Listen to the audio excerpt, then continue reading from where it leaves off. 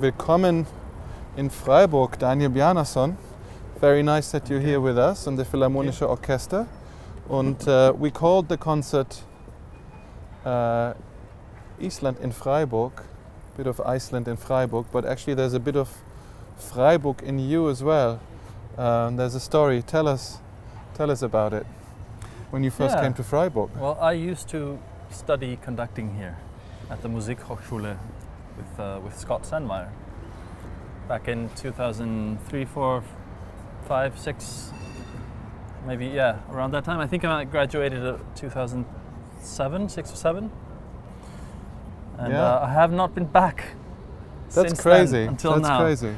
So it's a really, this is really nice to have you back here and sort of conduct your home from home orchestra in a way. And how did you find Freiburg? How did you come here? Or why did you come to study here?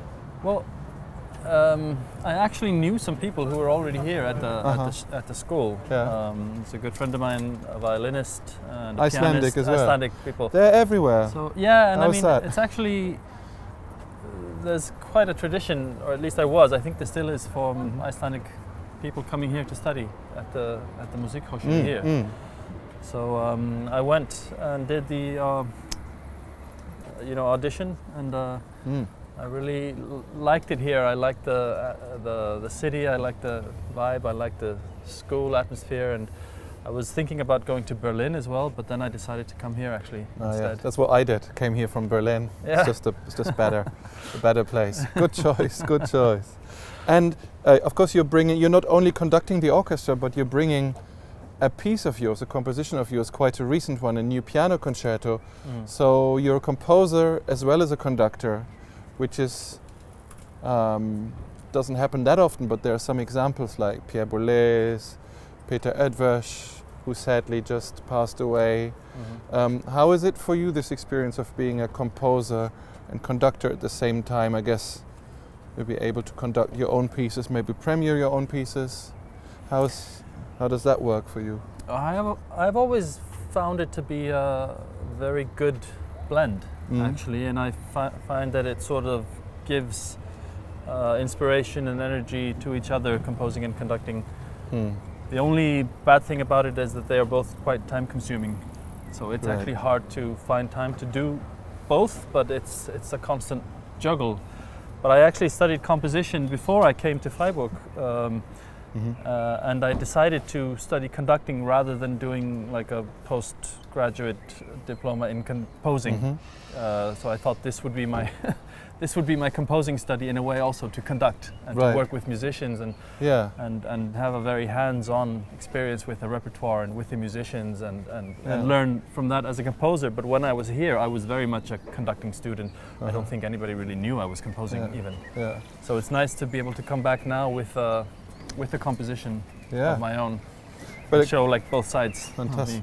Because I guess orchestras appreciate that a composer understands how an orchestra works and what's possible, what's practical, and I suppose through your work as a conductor you would get much more experience in that field. Absolutely. You become, of course, quite sort of practical in what works and how to approach the writing and thinking about how you would conduct it. But it's also, I think the musicians often appreciate it, having the composer there and seeing that it's that it's still a live process. It's still a creation, even in the rehearsals. You are figuring things out and you are trying new things, and it's not just. And that's how I also try to approach every other piece I do, even if it's not my own, with this mindset of curiosity and not thinking of the score as being too holy, but really something to approach and work with creatively. That's super interesting. I mean, you wrote the piece, but do you find when you're conducting it, say for the first time, that you're actually finding out things or new things about your own piece, even though you've written it? Oh yeah, all the time. And so it's got its own dynamics somehow, or its own life already? Yeah, absolutely. I mean, I'm quite bad with making changes also after the premiere, and maybe after the first couple of performances, I often want to change a few things, dynamics or things that I think, this could be a little bit better. But then I think you also have to let it go at some point where it becomes its own life, and you don't want to start sort of rewriting history too much, because it belongs to a certain period. Yeah. It's actually the German premiere, I think, of the piano concerto, of your piano concerto. Is it the second piano concerto already, right? Well, it's actually my third. Oh, wow. Okay. The first one is a little bit quirky. It was sort of my graduation piece from composing school. But yeah, to be completely true to history, it is my third. And you've given it a title, FEAST, which sounds very mouth-watering already. Can you tell us about, did the title come first or did it come after? When did you decide to call it that? Well, it actually came sort of during. It's a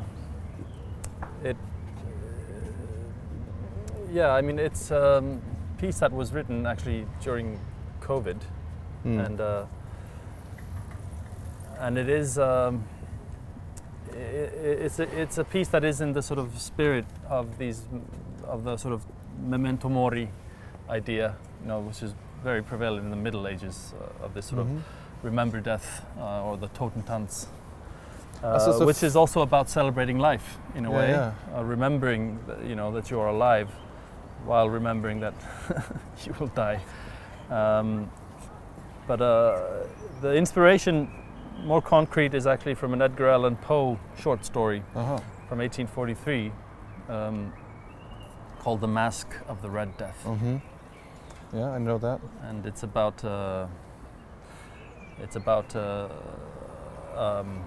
prince who has locked himself in his castle and invited hundreds of his noble friends to come and stay with him while this terrible plague is going over the country, killing people almost instantly. So he fills his castle with wine and food and seals the gates. Nobody can get out, nobody can come in. Might have been a good idea at that time, right? Well, yeah. Did you actually reread that during the pandemic? Yeah. So I was looking also at a way to kind of take in this situation in the world without being too literal in a way. Yeah. So that's a kind of feast. You yeah, were I mean imagining that's the feast, some kind is of macabre it's exactly feast. And that's what so they are having this party at the castle, and but then of course eventually at one of their masquerades they see this hooded figure who has entered, and the prince goes to confront him and realizes that the Red Death or death has managed to enter the party, so they couldn't actually escape him. So it's a dark story. It's sort of in this gothic horror vein that he tells. But it's not like a piece of classic program music, would you say? It is actually. It is, yeah? It's probably the most programmatic piece I've ever written. Yeah. So it has like 7 sub-chapters, even though the piece is in one movement. It kind of sort of goes through the narrative of the story. Oh, okay. So it's good. Everybody buy a program book, please. Das ist ein guter Grund, das Programmheft zu kaufen vor dem Konzert, bitte.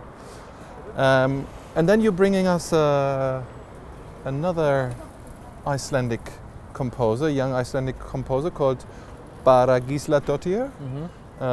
Tell us about. I think you've championed her work before. Yeah, I've well, this piece we're doing actually now, Ós, we've actually recorded that. And she's one of the, we recorded with the Iceland Symphony Orchestra and released it, I think, a couple of years ago. Yeah. She's one of the most interesting composers to come out of Iceland now for a while, and she's writing a lot of stuff. Well, she's actually a double bass player, so she plays quite a lot as well, and she's done a lot of work in the studio and has a very particular way of using her instrument to conjure sounds, and also she translates that onto the orchestra? She translates that onto the orchestra and onto all the sort of projects that she's done. She's done also quite a lot for flutes. Very unafraid of working sort of across borders with electronics, with amplification and stuff like this. And yeah, just a very, very exciting and cool composer that I'm happy to be able to bring her music. Yeah. Is that word os, does that mean something in Icelandic? Yeah, it means actually where the river meets the ocean. Yeah, so I find that with Icelandic music, a lot of people all the time talk about the influence of the Icelandic landscape and geography, just because it's so extreme in some sense, and there are composers who talk a lot about the influence of the volcanic landscape or nature and the tectonic plates and all that in music. Do you think there is this stereotype, or because I think in your music it's maybe less prevalent, or is that just comes with the territory, literally? I think a little bit of both. I think when you live somewhere, grow up somewhere, I mean the nature, your surroundings, it's always going to influence you in some way, probably subconsciously. I don't think there's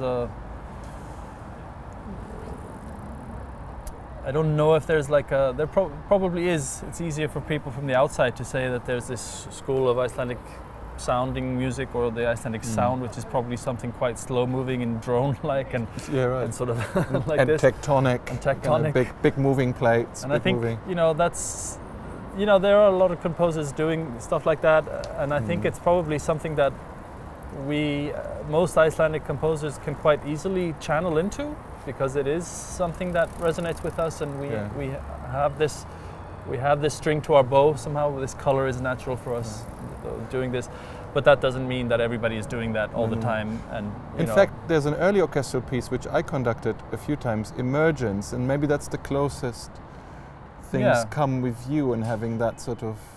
But that's an older piece already. It's an older piece, but then I've done some pieces who go into that a little bit also. But I've never. But actually, we should fess up that you actually didn't grow up in Iceland, right? Well, I moved around a bit. Moved around. I mean, I did live there. There's a Copenhagen phase. I lived in Copenhagen as a teenager, and I lived in America when I was a kid. Oh, really? Yeah. But also in Iceland. So I do have a bit of a mixed. So you're one of those quite cosmopolitan Icelanders because of its position in the Atlantic between North America and Europe. Yeah. And I guess I feel that stylistically also I think that's also you're drawing from either side of. Music history in Iceland is very short, and we are sort of there in the middle. We had an American base, an American army since the Second World War until just recently. Right. So there was always a lot of American influence on the country. Yeah. But at the same time, we are also part of Europe and feel much more belonging to the Nordic countries and Scandinavia in a way. But there is that sort of pulling, Yeah, yeah. And because of our short history, we also feel, I think, quite free to take in influences just from everywhere. There's not a lot of baggage, there's not a lot of history to deal with, We don't have any Beethoven or Brahms or Stockhausen to deal with, We just kind of can take it all in. I get that, it's harder for us Germans. Okay, then let's go. Yeah, so thank you very much, Daniel, and my pleasure. Inviting everyone to this beautiful building now, the Konzerthaus, on Tuesday, am Dienstag, den 23. April, dieses Konzert zu hören mit Daníel Bjarnason, dem Philharmonischen Orchester, und Baragisla-Totir, Daníel Bjarnasons Klavierkonzert und Shostakovichs erster Symphonie.